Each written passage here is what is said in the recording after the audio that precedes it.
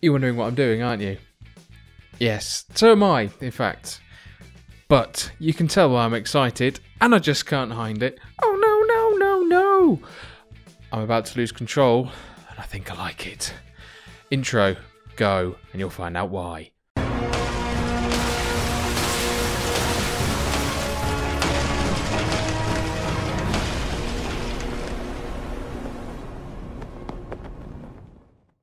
Well, you wanted to know why, and this is bloody well why. I know it's just a screen at the moment, but we'll delve into that in a minute. Hello, and welcome back to Homegrown Hotspur, by the way. It's been a while since we were last in the pleasure of one another's company, but look at this. Right, okay, I'm going to have to show you it. Enough of the, talking nonsense. Ignore that for now. Look at this, though. 4.5 star potential. English. 15. We'll ignore the age. But wait, there's more. We're going to turn into an awful shopping channel. There's a bloody another one! Leroy Glennon. What a name that is. He even looks like he could almost play in the first team. Well, maybe I'm overselling him slightly, but his current ability is quite high. The one thing that isn't very high is his height. Diminutive winger. Where is his height? Where are you hiding? 5.3. 5.3? 5'3". I'll get this. Oh. It's got me all of a fluster. It's not quite the 4.5 star with the slightly black, but 4 star with a bit of black. Oh, hello, Leroy. We have some potential England stars in our midst. We've got to make sure we actually sign them, or else, whoopsie. There are some others that are maybe looking rather tasty out of the youth candidates that are coming. We've had a few barren years, but this year, Nick Purse. I wish I could make a pun out of that. Nicking a purse. He's robbed some attributes from someone out of his mum's purse. Bad. And then Sam Tuck. Nick and Tuck. No? Okay. The rest of them, very, very middling to crap. But those 4, we will keep very close eyes on you, young gentlemen. And let's see how you develop under the tutelage of some semi-decent coaches. Not my coaching. I am awful. And just to prove that fact, it's been a while since we looked at my profile. See, I mean, that is probably appropriate noise for that, to be honest. You wouldn't exactly invite them all round for tea, would you? Tony Pulis, Chris Hughton, Ryan Giggs, Southgate. The Scottish accent's back, everyone, apparently, momentarily. And Jurgen Klopp. Come dine with me. That's going to end in tears. The league table as it stands then. We're in 6th. We're playing West Ham today, who are in 5th. We have beat them earlier in the season in the FA Cup, which happened whilst we were not seeing each other. Form has just been all over the shop, like a bull in a china shop. Does that class as rhyming? Probably not. Next episode will be featuring the Champions League knockout round. That's the second leg of the first round. Can we get further than we did last year? We had a really tough draw last year with Atletico being our first round opponents.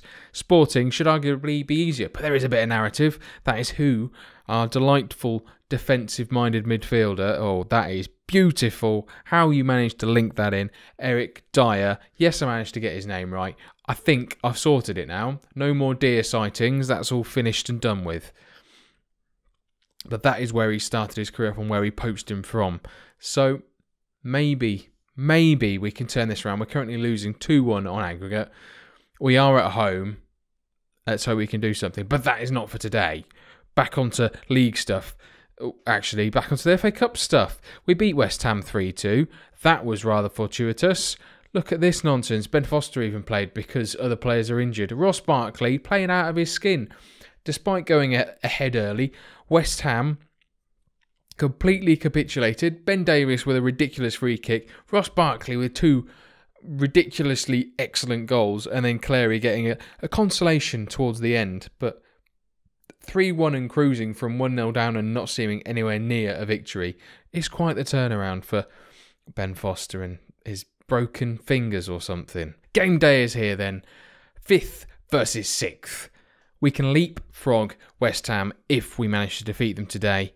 And we need to, if we want to even have a single chance of getting into the Champions League again this year. I mean, even 5th is looking unlikely at this point. So let's see how we do against the Hammers. Or Hammers. Sellout at Wembley.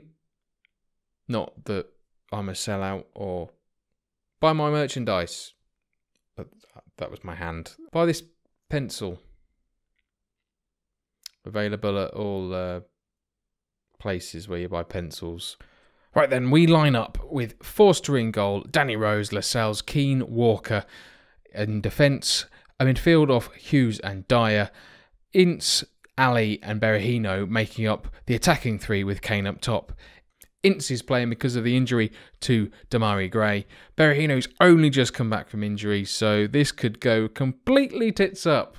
By the way, watch out for the next episode against Sporting, where I'm going to showcase some After Effects goodness that will be the making of Season 3. I'm going to really be trying something completely different, not just with After Effects, but the general presentation of it. So the first episode of Season 3 will be treated as the pilot, and if you lot love it, then I'm going to do it going on forward for how I create my content. So really trying to push the envelope, not trying to build it up too much in case I can't deliver what I'm hoping I can. But hey, pop a like down there to let me know you've heard this and that you're looking forward to After Effects sexiness in the next episode. I thought Champions League, why not showcase it there? Also, may have forgotten to sort this out for now. That's really why. Sorry. Morale is in the toilet. We're trusting Martin Hunter to sort it out. Let's bloody go. Danny Rose the throw into Hughes. Back to Rose. Into the feet of Ince. Now Kane taking a lot. What is he doing? Lascelles just... this is why we don't play on 3D, isn't it? Because it all falls to pieces. Walker clears it as far as Kane. Now Berahino running down that right-hand side and he's been stopped by Bernardo. I mean, they're supposed to help children, not hurt them. That Caleri's taking the absolute piss. He did this last time in the FA Cup. Absolutely rinsed our entire defence for the entire game. And we could not handle his pace, his skill on the ball. Hopefully, he's not going to be a thorn on our side today because, well, that would be not great. He scored 2 against us last time. Whilst I'm saying that, Berahino's taking a short free kick to Dyer and Adrian saves. Because he's a bastard. Adrian spanks it up the pitch. Fortunately, Hughes is there, heads it straight to Dele Alli. This is a quick attack from the back. Oh, that's lovely rhyming. Dyer into Berahino. He's managed to take the absolute piss out of his defender. Gets the ball in. Kane! Near post. Oh, 20th goal of the season. 100th of his league career, which means it's a 100th league goal, not for Spurs because he scored 2 for Leicester. Shit. Well, thanks for ruining that one. Hazard gets ahead of his 2 defenders, slots it home. Beautiful stuff. You know what? I quite like this director cam. It's kind of useful. There's a bit of advantage played by the referee. Dele Alli turns, plays the ball into Ince. He's lost out, but Dele Alli is there again. Plays a lovely ball out to Rose. Oh, Harry Kane is there again. Oof! He absolutely spanks it home this time. Oh, could this be a perfect hat-trick? First is right. Now he's left. Just watch the replay, make sure I haven't cocked that one up as well. So Rose plays a low ball in. And oh, that is beautiful. With his left foot. Adrian has no chance from 6 yards out. Berahino with a corner. Can he aim for Kane? Oh, aim for Kane. That's nearly right. Berahino again towards Keane. Dyer plays into Dele Alli. Nice intricate stuff. And oh, Adrian somehow manages to turn that away and it's cleared for another corner. Berahino whips the ball in.